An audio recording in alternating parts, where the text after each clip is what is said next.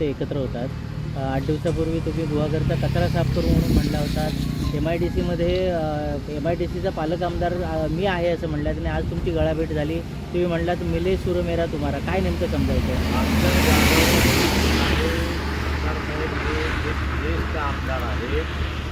महाराष्ट्राच्या राजकारणामध्ये त्यांनी एक निराळं स्थान निर्माण केलेलं आहे आणि कोकणासाठी त्यांची गरज म्हणजे आता सत्तेमध्ये गरज आहे. ते ज्या पक्षात आहे त्या उभाटामध्ये त्यांना काही काम दिलं जात नाही. ते नाराज आहे. त्यांचा ज्या प्रमाणात उपयोग करून घ्यायला पाहिजे उभाटाने ते उभाटा त्यांना करत नाहीत. आता विरोधी पक्ष सुद्धा करत नाही. त्यासाठी सुद्धा नाव देत नाही. म्हणून भास्कर जाधवांचं आता वय होत आलेलं आहे. त्यांनी योग्य विचार करावा. भारतीय जनता पक्षामध्ये त्यांचं स्वागत आहे. कोकणाला भास्करराव तुमची गरज आहे. तुमच्यासारखा नेता आम्हाला हवा आहे. म्हणून मी मगाशी म्हटलं आम्ही दोघांनी एकच झाड लावलं की जे झाड भविष्यामध्ये चिपळूणला आणि कोकणाला भरपूर काही फळं देईल असं झाड आम्ही मगाशी भास्कररावांनी आम्ही लावलं. बरं, जंतर मंतरवरती जे आंदोलन झालं तर ते चिघळलेलं आहे. त्या संपूर्ण वातावरणाकडे भाजपचं आंदोलन तुम्ही कसं? नाही, हा दिल्लीचा विषय आहे मला. आपण आता दिल्लीत आहोत. त्यामुळे त्यांची काय काळाचे आहे याच्याबद्दल आत्ता बोलणं चुकीचं आहे. ते जे काही भारतीय जनता पक्ष केंद्रातले आमचे मंडळी करतात ते सगळ्या गोष्टीचा सर्वोपांग विचार करून करतात. त्याच्यामध्ये कुठल्याही प्रकारचं चुकीचं काम आणि राष्ट्रहिताचंच काम माझे नेते करतील. जे काही कॉक्रोच जनता पार्टी बघा आता देशात विरोधी पक्षाला चेहराच राहिलेला. त्यामुळे 3 चेहऱ्याच्या विरोधी पक्षाला नाईलाजाने घोरळ्याचा चेहरा घ्यावा लागला. हे एवढ्या 100 वर्षाच्या भारतीय राजकारणामध्ये ही एक सगळ्यात वाईट गोष्ट आहे की विरोधी पक्षाला कशा प्रकारे आपण समोर जावं. त्यांच्याकडे नेताच राहिलेला नाही. राहुल गांधींना त्यांनी नेतृत्व देऊन काँग्रेस तर संपवलंच, पण जे काही अलायन्समधले इतर पार्ट्या होत्या त्या सगळ्यांचं वाटोळं राहुल गांधींचा चेहरा देऊन काँग्रेसने केलं. म्हणून नाईलाजाने आता जे काही विरोधात मंडळी आहेत त्यांना धुरळाचा चेहरा घ्यावा लागला. याच्यापेक्षा मोठी शोकांतिका विरोधी पक्षाची या देशात नाही.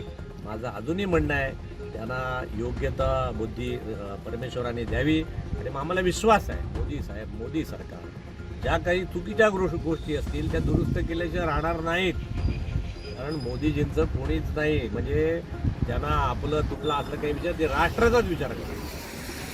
त्यामुळे ते कोणाच्याही प्रेमात नाहीत. ते राष्ट्राच्या प्रेमात आहेत. ते जनतेच्या प्रेमात आहेत आणि ते जेव्हा निर्णय घेतील ते चांगले कठोर निर्णय घेतील असा आम्हाला भारतीय जनता पक्षाच्या कार्यकर्त्यांना विश्वास आहे.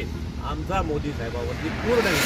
पण आपल्याला लोकप्रतिनिधी म्हणून काय वाटतं? कारण एवढ्या मोठ्या संख्येने तरुणाई धडकली, त्यांच्यावरती लाठीचार्ज झाला, अमानुषपणे मारहाण झाली, काय एकंदर? म्हणून मी म्हटलं त्यांना ज्या तिथल्या गोष्टीची आता मी अजून माहिती घेतली नाही. मी माहिती घेतो नाही तुम्हाला सांगतो. परंतु जे काही देशविघातक जी मंडळी आहेत ती बघा ह्या आंदोलनाला पाठिंबा कोणाचा आहे? युरोपमधल्या देशात, अमेरिकेमधल्या काही मंडळींचा.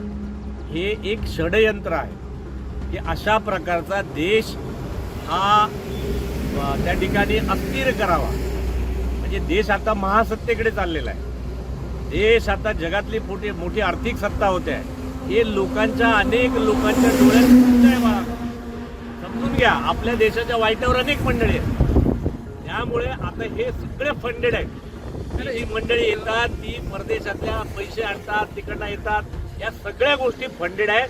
हा एक केविलवाणा त्यांचा प्रयत्न आहे आणि ह्या आता संसदेमध्ये जिथे चर्चा होईल तिथे त्यांनी विरोध करावा. सगळ्या गोष्टी संसद चालूच आहे. तुम्ही फंडेड म्हणताय पण जर एका बाजूला नीटचा जो मेन सूत्रधार तो शोधला जात नाही आणि तुम्ही फंडेडचा शोध सांगितलं ना. नीटचं जे काही नीट करायचं आहे ते मोदीजी करतील. आमचा विश्वास आहे बाळा. त्यांना जे काही शिक्षा द्यायची ते 100% देणार. खूप वाईट शिक्षा देतील असा आमचा विश्वास आहे. परंतु ह्याच्यामुळे अख्खा देश अस्थिर करायची काही गरज नाही. आणि तुम्हाला सांगतो जे काही बदल असतील जे काही सरकारमधले बदल मंत्र्यांचे ते मोदी साहेब करणारच आहेत. लाठीचार्ज केल्यामुळे सगळं हे सांगितलं. काही गोष्टीला ना हे दोन्ही बाजूने असतं. टाळी एका हाताने वाजत नाही. कधी लोक काही अतिरेक करतात. या गर्दीमध्ये अनेक दिवसांच आहेत. अनेक देशविघातक माणसं आहेत.